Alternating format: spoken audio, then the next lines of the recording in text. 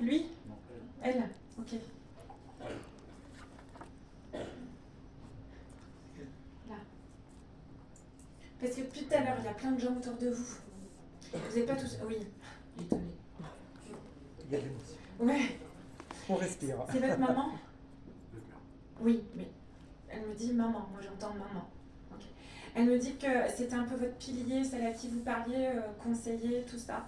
Elle me dit, je joue les gros durs, mais en fait, c'est à moi qui disais tout. Elle me parle de vos problèmes de cœur. C'est compliqué avec les femmes. Il y a eu des soucis avec une femme, elle me dit. Elle me dit, il se laisse manipuler, il est trop gentil. Ça vous parle? Faut me dire oui, non, hein, sinon après je rame. Ok. Ok. Elle me dit, maladie, elle est partie d'un cancer, c'est une dame. Voilà. Parce qu'elle montre ça. Elle me dit, au début, j'ai trop rien dit. C'est comme si elle n'avait pas parlé aux gens. Et vous avez découvert, mais quand c'était déjà bien avancé, en fait. Elle me dit, il regrette parce que vous auriez aimé vous occuper plus d'elle. Et elle me montre comme si vous l'envoyiez... Alors, je regarde plus.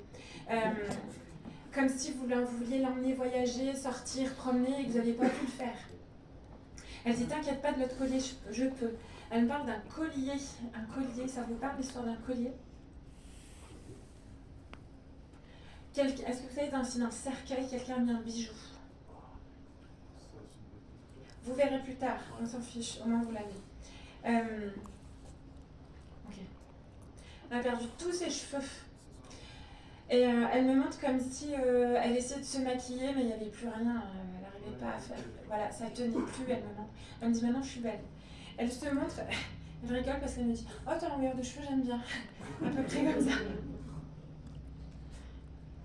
Ok.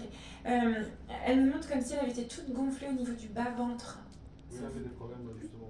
Voilà, elle montre vraiment le bas-ventre. Elle me dit maintenant tout va bien.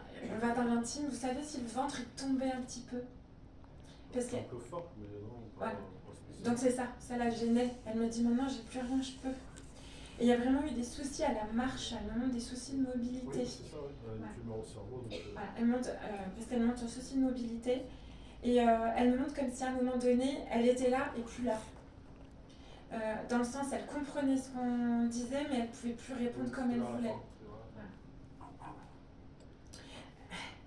Vous êtes venu lui parler juste avant. Oui, certainement. Enfin, j'étais tout le temps là. Voilà. Elle me dit, il m'a rassurée, il a passé son temps à me rassurer. Okay. Vous chantez, monsieur? Vous aimez chanter? Quand on vous regarde pas sous la douche. Mais elle dit que vous chantez bien, mais que vous la saoulez. Elle me dit que vous chantez bien, mais que vous la saoulez.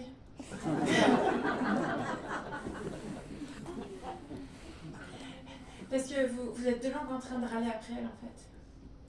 Vous lui parlez. Ah ouais, régulièrement, ouais. Voilà. Donc elle dit, arrête de t'inquiéter de tout. Parce que vous êtes un inquiet de tout. Je sais pas pourquoi, vous aimez le saucisson, la charcuterie, tout ça, vous? Non, c'est pas obligé, ça n'a rien à voir. Hein.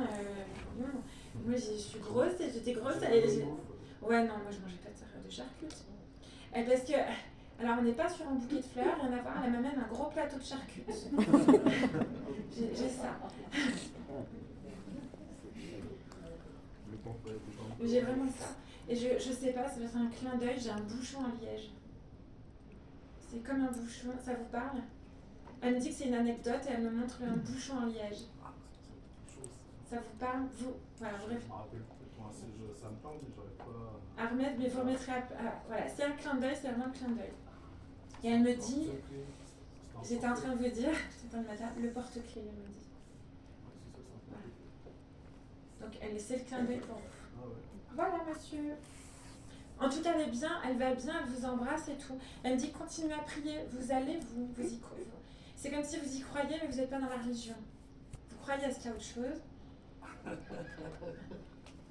Ok? On avance parce que sinon je vais la perdre. Elle me dit, continuez à prier, ne perds rien. Voilà.